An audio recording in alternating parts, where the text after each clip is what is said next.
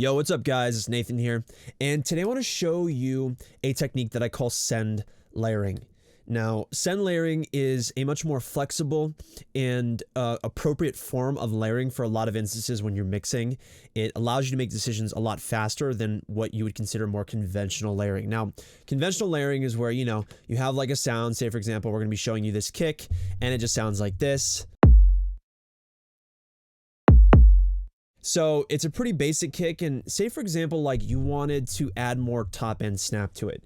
You have a few choices of what you could do. You could put like a transient designer on there, but a transient designer is essentially going to add snap to the whole entire frequency range of the signal. It's going to affect the entire frequency range. And sometimes you don't want to do that. You want to just affect the top end. And you might, create another layer and do that, but that takes too much work, especially if you go to the original kick and you modify it in some way. This technique that I'm going to show you is where you actually do the same thing of distorting the top end, but you put it on a send. Now, if your DAW doesn't have good plugin delay compensation, like for example with third-party plugins, Ableton doesn't know what the hell it's doing, this is going to cause some problems for you because you're going to get some delay. So just keep that in mind. You're not going to have any problems if you're just using the native plugins that are included with Ableton. It has perfect plugin delay compensation with those, so you'll be just fine. Anyway, so what the technique is I'll show you this kick. What I've done is I have this layer that's just adding some top end kind of just punch to the sound. Or air, kind of like a real drum set. And it sounds like this. Or it did sound like that, but now it doesn't. 1 second. So it's just adding that in there. So if we solo the kick with it together now, we get this.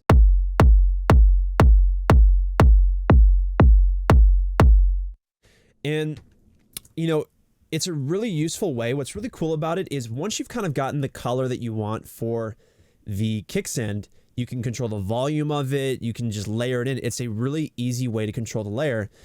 And you can do this with anything. Like, you don't have to just do it with distortion. That would be a waste of potential, because a lot of engineers and producers, the most common way that they use this technique is they do what's called vocal air.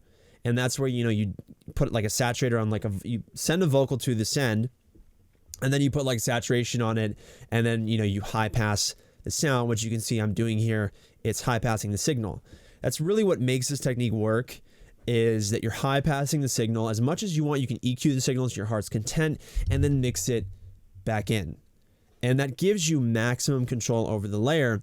And what's really cool about using the send as opposed to, a duplicate of the original track, which is just called layering, with the send, if you make any adjustments to the original signal, it's going to still remain similar. This send is going to have automatic self-similarity, or an automatic relationship with your original kick, because any adjustments you make to the original kick are reflected in the send. So you're going to get that kind of automatic merging of the sound. Things are going to blend together a lot more nicely. And of course, you've got that awesome fader there. Now just remember, this isn't, something you don't have to just use sends for reverb and delay. That's what most people do. You can use this technique for chorusing so that you can mix in chorusing. A lot of people tend to use chorusing directly on the original track. If you use chorusing on there, I'll give you an example. We have like this piano here. It might not work so well for this, but I think I had a lead that was muted. It doesn't really work. It's a terrible lead. So we'll listen to the track really quick so you hear what this is. It's this pretty typical track.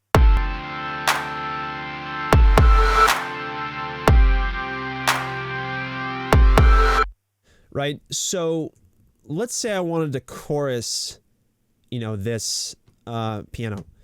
Well, I could, take Valhalla Uber Mod, which is my chorusing tool. I could put it on there. I could mix it in, blend it in. I could EQ it and so forth. But that's about all I can do with it. In particular, I would want more EQ control over my chorus layer in some instances, especially if I'm chorusing a chord like this. So what I would actually do is I'd create like another send, and we'd go over here and we'd call this chorus top, add Uber Mod on there, and turn the mix all the way up. And what we can do is we can just start to blend in some chorusing. And what's cool is you can just turn the chorusing all the way up on the send, and you can control how it blends in with the volume knob over here. So we'll just blend that in.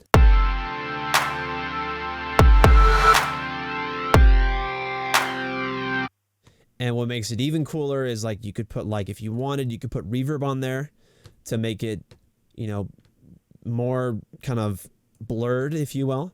And then you can mix that in.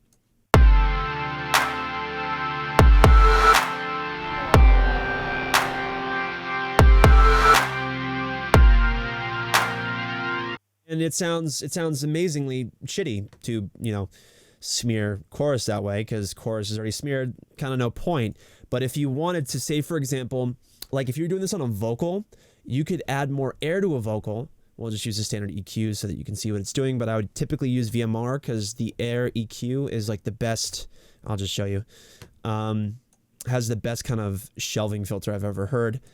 Anyway, so if I wanted to kind of add more air to the sound, I might just, you know, put like a, where's an EQ on there? Just a basic bitch EQ. Before that, I'm going to use this EQ to high pass the sound because I don't want that low end in there. And we'll just blend it in. We're going to mix that chorusing with the original sound so it mixes to our heart's content. So you can hear there's like low end in there. You don't need that. Just high pass it around like 400. So now let's add in some air. Check this out. It's really cool.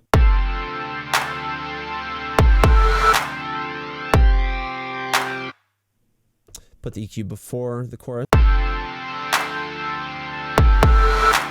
It sounds like shit. Anyway, it worked better on a vocal because typically vocal air that's wide, if you have a vocal center and then you have a wide chorus layer like this, if you boost that top end, typically it's going to sound really good because in most scenarios your general purpose vocal that's consistent throughout the song isn't airy all the time.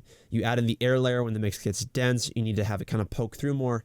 You'd add in kind of this type of effect, and you might even, like, if you wanted to get more creative, you could put like multi-band distortion on there and just saturate the top end, give it more poke. And like if you wanted, maybe you could put like a phaser. I don't know what I'm doing right now. You put like a phaser on there.